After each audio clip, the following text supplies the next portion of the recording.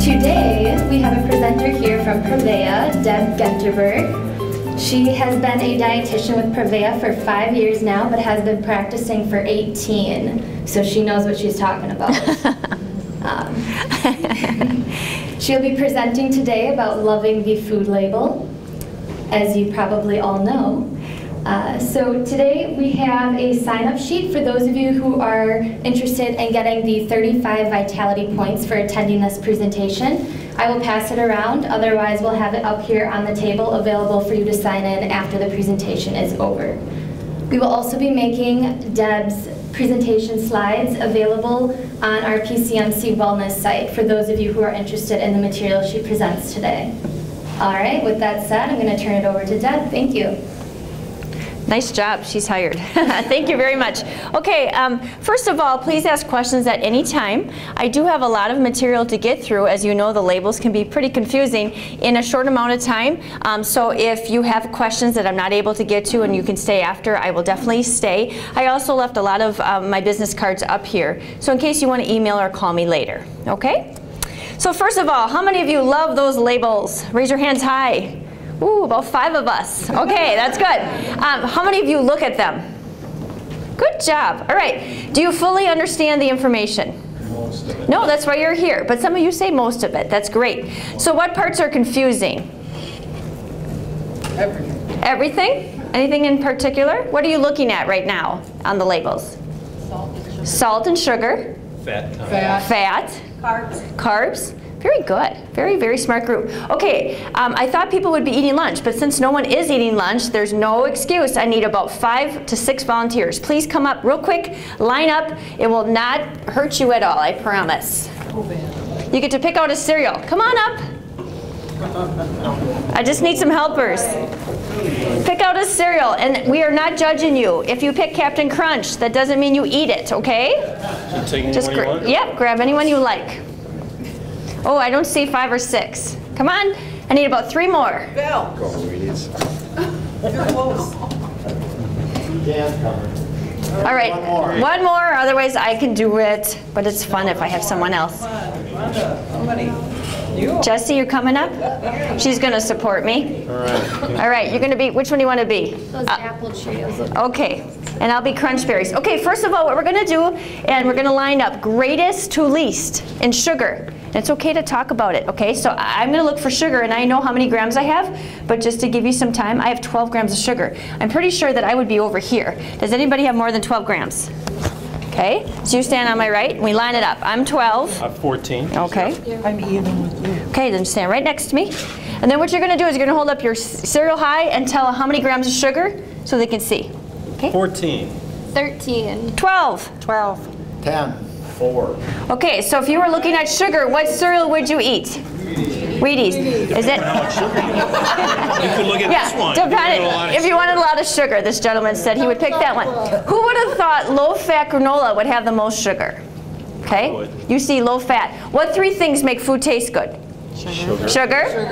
Fat. Salt. Right, so if you lower one, low fat, it probably has more sugar. Now what does that 14 grams mean? We're going to go through this a little bit more through the slides, but there's 4 grams of sugar for every teaspoon. So that one right there would have 14 grams, that would be 3½ teaspoons. What's your serving size, sir?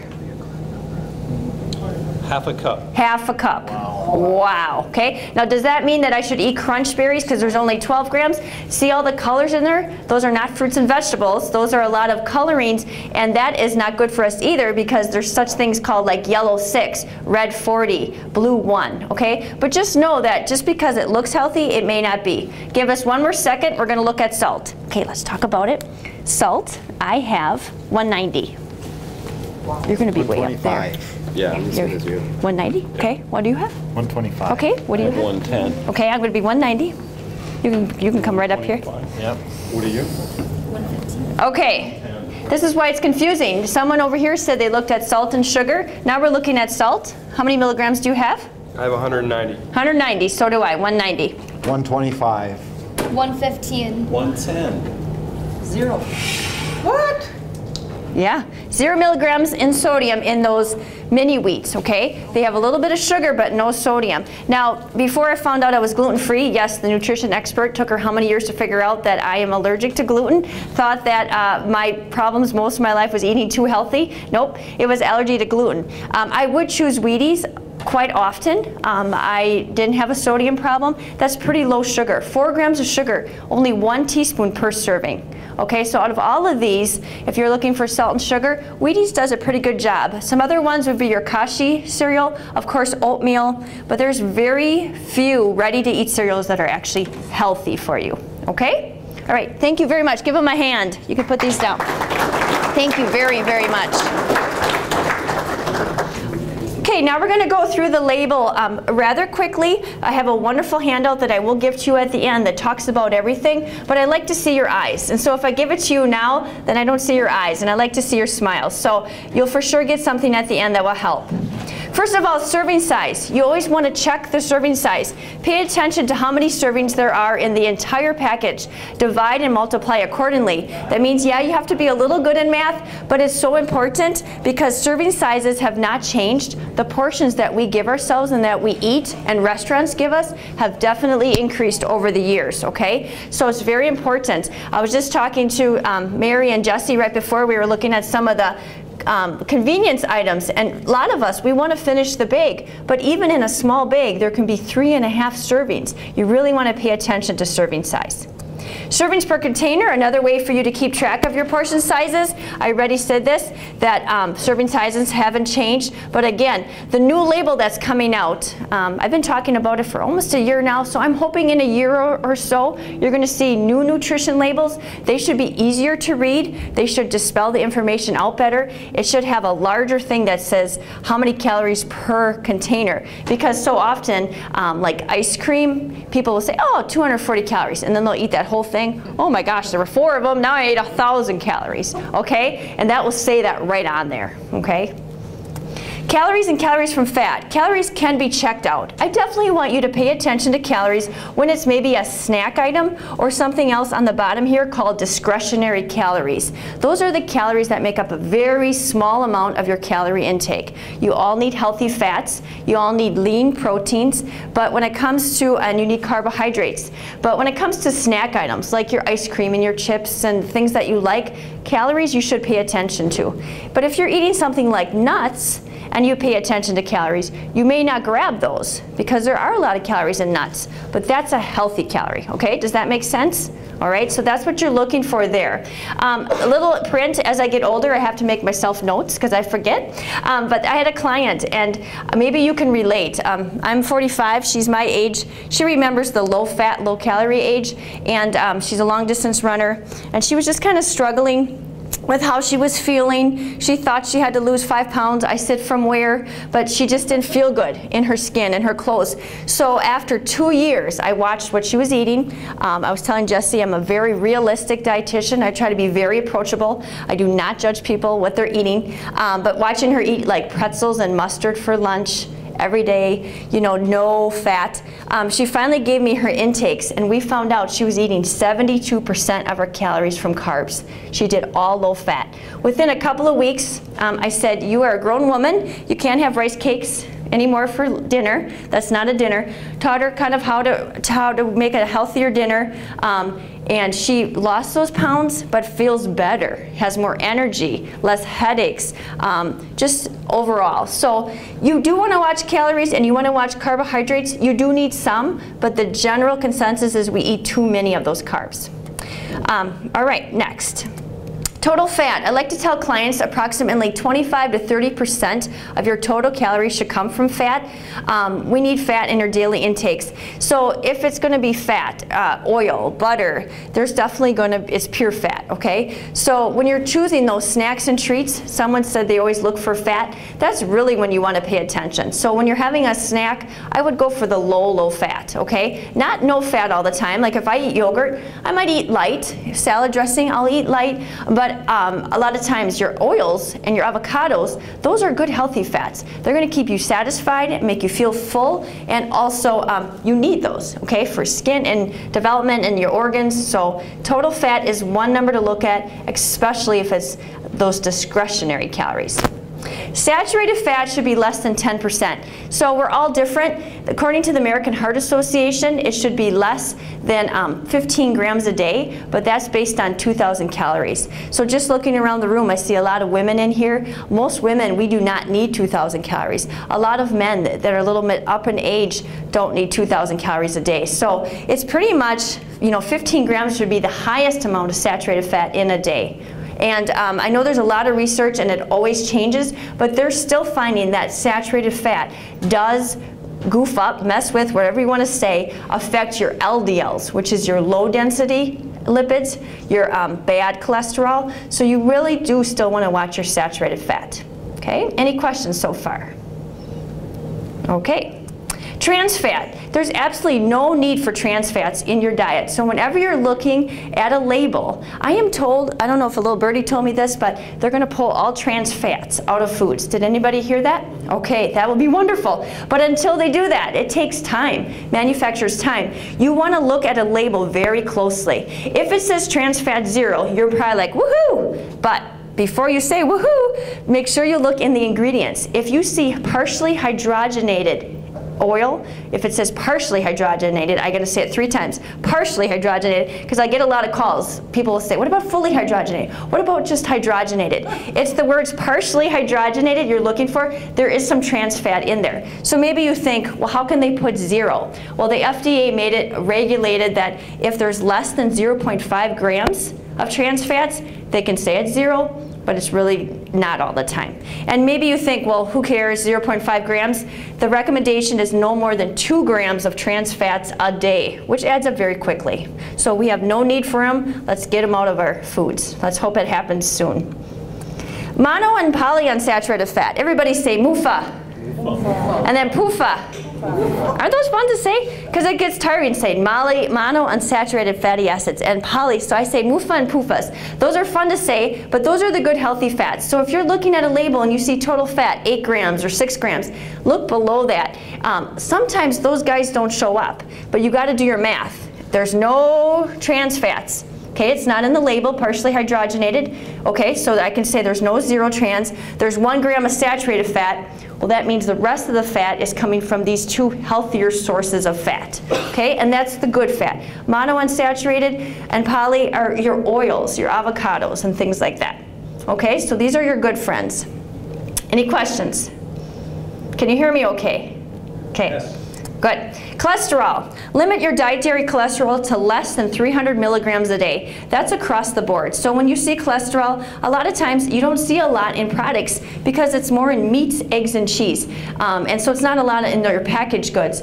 The new thing that came out, I love my job, it changes. I have to usually run to the internet in the morning to see if anything new has happened, but just kidding. But when it came to cholesterol, a lot of clients now are asking me, I can have eggs and I can have shrimp again because, you know, it's saying that it doesn't affect. Well, every egg yolk has about 200 milligrams of cholesterol. So when I was back in my hospital days, I would teach all my cardiac patients, sure, go ahead and have an egg yolk, but about every other day. So some people do very well with egg yolks. My mom and my mother and father-in-law, my father-in-law had perfect cholesterol, ate bacon, eggs. She stayed away from it all. Her cholesterol is terrible. So we do know that genetics play a huge role. At age 18, I had terrible cholesterol, terrible. Grew up on a farm. My mom and dad had terrible cholesterol. I ate red meat every day. Sounds like heaven, I know. I ate donuts every day. My mom baked, and we had whole milk right from the tank.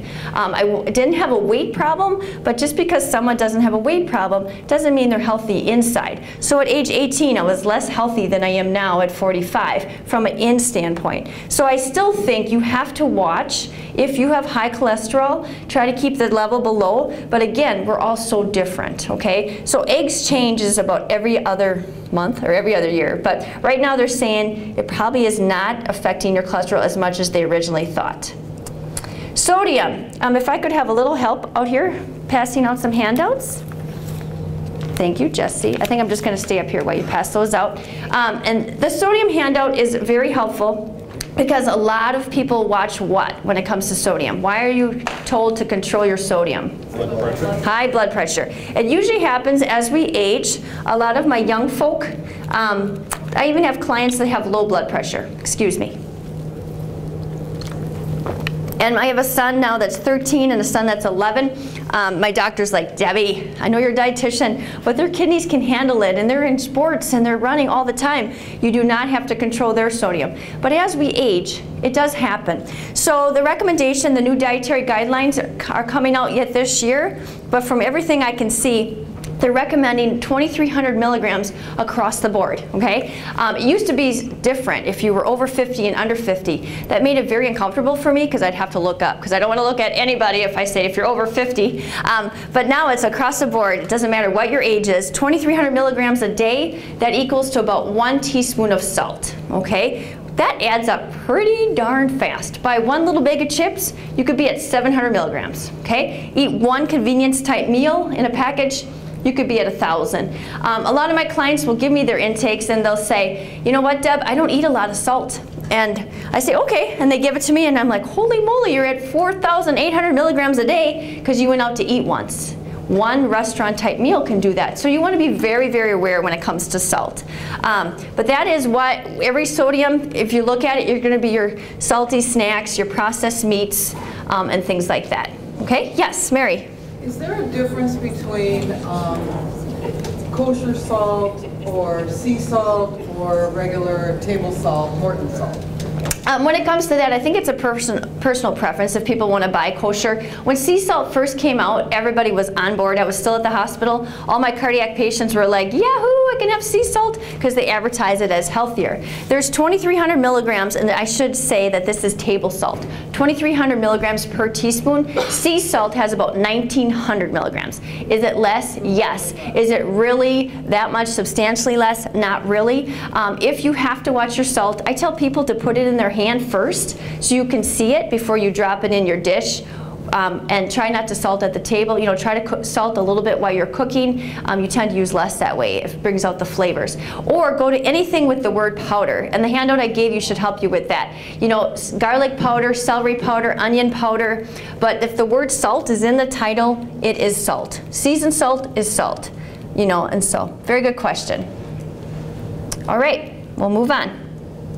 Total carbohydrates. I mentioned this a little bit with my friend. They are needed. They provide your energy. Just a quick rule of thumb, some people in here probably have diabetes. You do not have to raise your hand, or you know someone that has diabetes. They're looking at the labels for a carbohydrate standpoint. 15 grams is about one carb choice.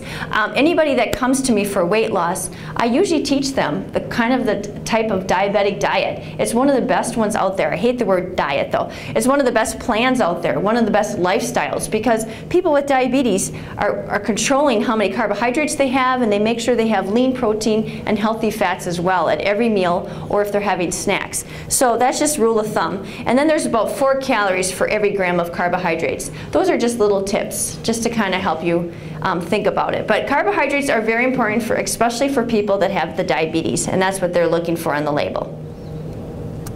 Fiber is found under the carbohydrate heading. I think you did all very well. Sometimes it takes people a long time up here to try to figure out where things are on the label. So the people that came up, kudos to you. You do look at labels. Dietary fiber is under carbs, and women should aim for at least 25 grams a day, men for at least 35. We can keep it easy and say 30 grams. Now, if you for some reason are tracking how much fiber you have, maybe you're on an app called MyFitnessPal or Spark People, and you only are having 8 grams of fiber. Please, by tomorrow, don't get up to 35 or 25, because then you'll be calling me and you'll be having the opposite effect. Very constipated, okay? You want to increase your fiber very, very slowly. You also want to make sure you have enough fluids with it when you do that, okay? Because people, I will see people at our health club at Western Racket where they're partners with Prevea, and people are like, Debbie, I'm eating healthier than ever, and I'm all bound up and I have stomach aches. Probably went too fast. So, you know, 2 to 3 grams a day, do that for a couple of days, then increase again. But a nice tracking device is MyFitnessPal for any of these things that I'm talking about today. Sugars, tough to decipher, as these include both natural and added sugars. The sugars that I'm most concerned about with you are the added sugars. What are some good sources, or not good, but what are some sources of added sugars that you may eat or drink? Hint. Soda. Soda. Okay, what else? Juice drinks. Juice drinks, yep, 100%. right. And then maybe some added would be all those sweets, the ice cream. Nobody wants to say ice cream. Now, I changed this data by 1 point just to make it easy for us, because how many grams of fiber should men have? 30, about 35, and then no more than 35 grams of added sugar. So it's the same number, and ladies, it's the same number for you. At least 25 grams of added sugar, but no, added or fiber, and no more than 25 grams of added sugar. That would be fun to have, that you have as much as you want. But when someone mentioned soda, good job, because soda is one of our main culprits. Sometimes I do a presentation on all my different sodas and energy drinks, and I actually have bottles of sugar, I call them. But 1 bottle of Mountain Dew, we talked about 4 grams being 1 teaspoon. 1 bottle of Mountain Dew will have, I gotta do this right, 18 teaspoons of sugar, and Sunkist has about 21. So right there, with about 80 grams or whatever, how many it is, it's enough for ladies for 3 days worth, 1 bottle of regular soda, and men about 2 days worth of sugar. So if you're trying to watch your weight, the sugary sodas are definitely something to cut out, but also remember that diet soda, I mean, 1 a day is moderation, okay? I've never had anybody in 18 years ask me, is water okay to drink, Debbie? So that's a good one to drink. Protein, I encourage my clients always to have about 20 to 25%. Trying to keep this easy, 50% carbs, 25% fat, 25% protein. That's, you know, people, if they're active, if some of my clients are triathletes or runners or something like that, I might up their carbs a little bit. But for most of us in our population, 50, 25, 25 is what I try to teach. There's also 4 calories for every gram of protein. And protein's big out there. You know, they're putting protein into everything, like putting it on labels, because protein is a big part of right now what's selling. This I'll go through real quickly. I wish they did a better job on that label, but they always have vitamin A, vitamin C, calcium, and iron included. I hope on the new labels it's a little bit easier to decipher and figure out. They usually are done in like daily intake percentages, but I hope they do a better job on the new labels. But it's important to have those things as well. And then some other things I just want to add here before we close. Natural products. There's currently no legal definition for the term. Can most easily be defined by what they are not. And when we read through this, it just sounds terrible, but does not contain any artificial flavor or flavoring, coloring, ingredient, or chemical preservative. Also doesn't contain any other artificial or synthetic ingredient, and the product and its ingredients are not more than minimally processed. That one doesn't sound as bad as organic. Simply put, the organic label means your food you're buying is free of synthetic chemicals, pesticides, antibiotics, growth hormones, genetically engineered ingredients, treatment with irrigation, sewage, sludge, I hope so, and synthetic fertilizers and other substances harmful to human health. So that's the difference between natural and organic. And when they first came out organic, I think we were more skeptical. We didn't know if things were certified. They do a much better job now. You can feel good about that. If you're buying organic, it truly is organic. Am I for organic? Absolutely. Can all my clients and myself afford to eat everything organic? No. I always tease, like, save my marriage. My husband would be like, what? You paid what for the pineapple? And you could. So there's certain things that I buy organic and certain things that I do not at this time. Maybe once my kids are off and out of college, I can do everything I want. But from a budget standpoint, you do what you can do and buy organic when you can. Okay? And then finally, the ingredient list. I know that ingredients are so important. You all probably know this already, but they order them the greatest to the least. So whatever's in the product the most often is going to be way on the left or way in the beginning. There's so many different chemicals and additives out there that I purchased this book called Chemical Cuisine, because it goes through and it has, you see the little green check mark? Those are foods you can always have, or chemicals, some that you should cut out, some that you should avoid completely. Me, supposed to be the nutrition expert, I need to refer to this. So it is difficult for you to always know. When my son was 9 or 7 or whatever, I would say, can you read this? If he couldn't read something, maybe I shouldn't buy it. Maybe we shouldn't eat that. But just know some vitamins are also difficult to read. So if you have any questions about a product, you will again be able to get these slides or grab a card, and you can email me or call me. I'm not telling you all to run out and buy this book, but you know, there's a PDF online you can copy if you're very into it. It's a very, very good buy. Okay? And then finally, I think I'm just going to take any questions, and we'll hand out the big handout. Thank you very much. Any questions for me? I think it's perfectly on time. Woo! 11:28. Okay, yes? What about sodium alternatives like light salt that they have sodium chloride in it, and I think the other ingredient is like potassium chloride. Are those really better for you, or are you not really saving on the sodium? He asked, what about salt alternatives or salt substitutes type products? That's a very good question. That takes me back more to my clinical days. When I was a dietitian in a hospital, I mean, I was there 10 years, I couldn't even give one of my patients a little salt substitute without getting a doctor's order. That's how important they felt they were. Some people are high in potassium.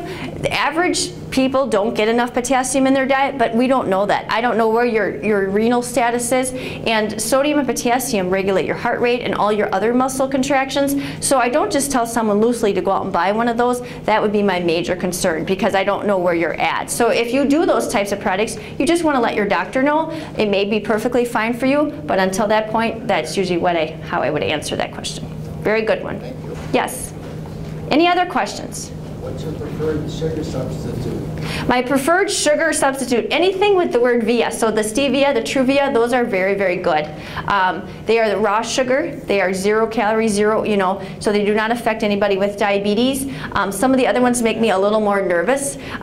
So when it comes to my own children, they do ask for soda like any other kid.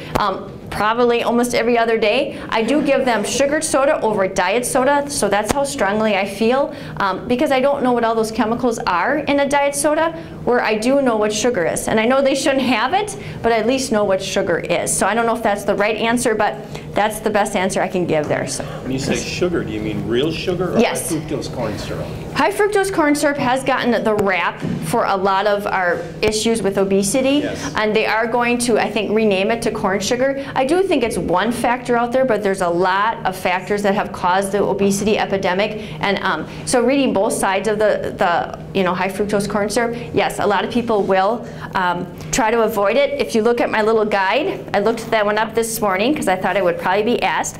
Excuse me one second. High fructose corn syrup is going to be under, I think it's, cut back.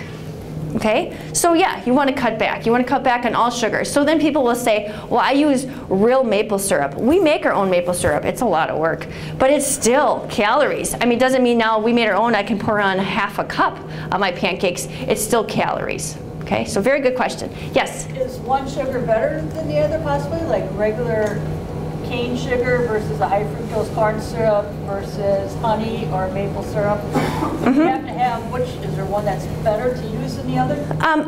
When I use my clean eating magazine and I feel like I'm the best mom and wife and I'm cooking out a clean eating, and please don't think I do that every day, but when I do take time to do that, turbinado sugar is a real wholesome type of sugar. It's called turbinado. And then the other one, I am not swearing at you, succulent or succulent.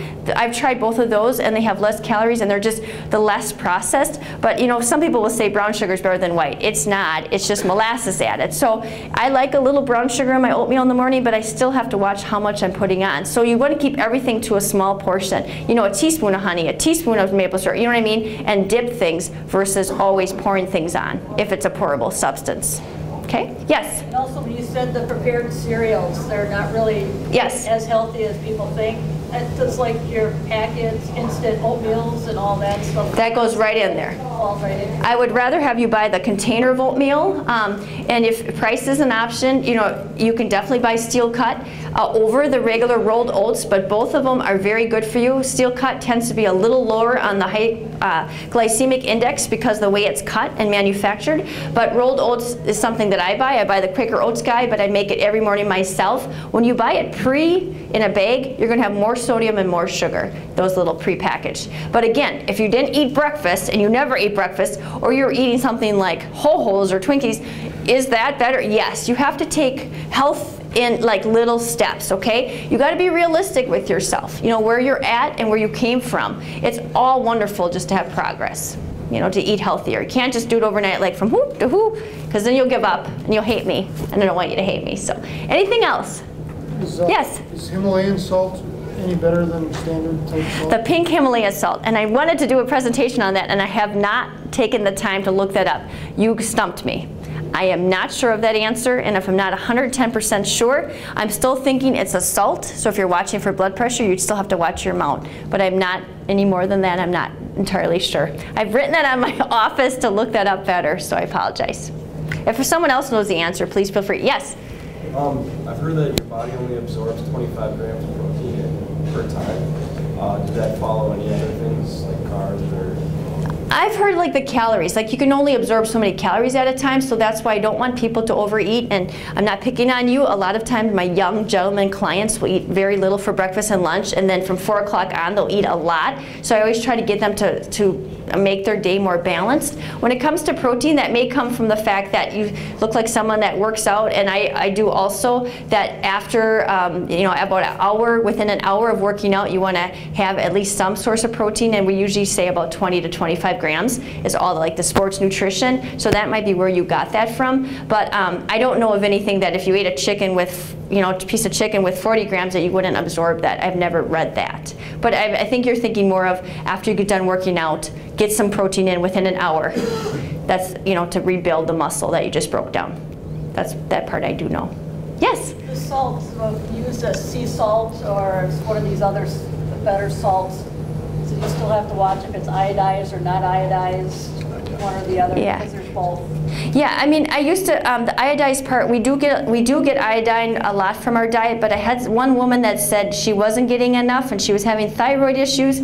So, you know, there is a lot of iodized in our diets already. A more natural way to get iodine would be from kelp and, am I saying this right, kelp and seafood or seaweed? I can't remember, but you know, there's better than that. I personally use iodized salt. Once in a while I screw up and get the other kind. I've never felt any different or anything. Like I said, we have enough in our diets just because of all the processing, unless you eat so clean.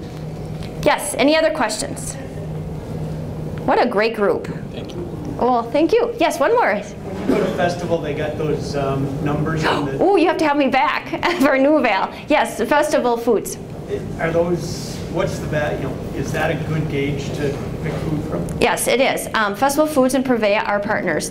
Festival Foods will also partner with other healthcare agencies in this area. I've been speaking about Nouvelle since it came out probably 3-4 years ago. Nouvelle at Festival Foods stands for the nutritional value of foods. So it's one way of grocery shopping. It's kind of like one way of getting there. It's like a GPS. So if you walk into an aisle and you see those numbers, think back to school. Like, what did you want in math or English? You wanted 100% or 95%. The higher the number, the more healthy the product. It's all based on about 30 nutrients. All your healthy nutrients are in the numerator. Your denominator is all your unhealthy nutrients. So, you know, your vitamins and your fiber will be in the top number, and fat, sodium, sugar will be in the bottom number. So if you go to like the sweet aisle, you're gonna be like, oh my gosh, my Oreos are 4. Yes, they are. But if you go to the fruit and vegetables, they're going to be all in the 80s and 90s. So it encourages you to shop higher up. People have called me and like, Debbie, it took me 3 hours.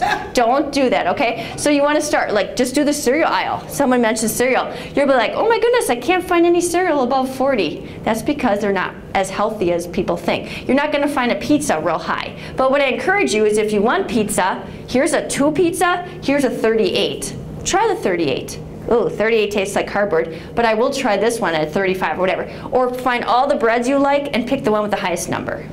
That's kind of how it's used. It's actually a very helpful tool. You still have to look at calories and carbs and other things, but at least getting people to try. I tried many different things because the number was there and I'm very competitive. So I was like, ooh, I can do better. And I do like this product. Just a way of thinking. And those products are at Festival, but they transfer to any grocery store you do. They're just at Festival in this area. Does that make sense? Because they bought the license to do all this. It's a lot of work to keep up. Whew, that was a long answer, but that's a very good question. Anything else? Are you going to have more of these brochures that you ran out of someplace so we can get them? Yes, I'm coming back at 4 o'clock. We might have to run to the print shop. I was told about 50 between 2 groups, so this is a wonderful thing that I've already run out. So yes, I will go back and I will bring some more. Who should I leave them with? Jesse? Okay, we did run out. Wow, I brought 50, so that's amazing. All right, anything else for me? That's a good thing when we run out, but I'm sorry to the folks that didn't get one. All right, well, thank you all very much. It's been a pleasure.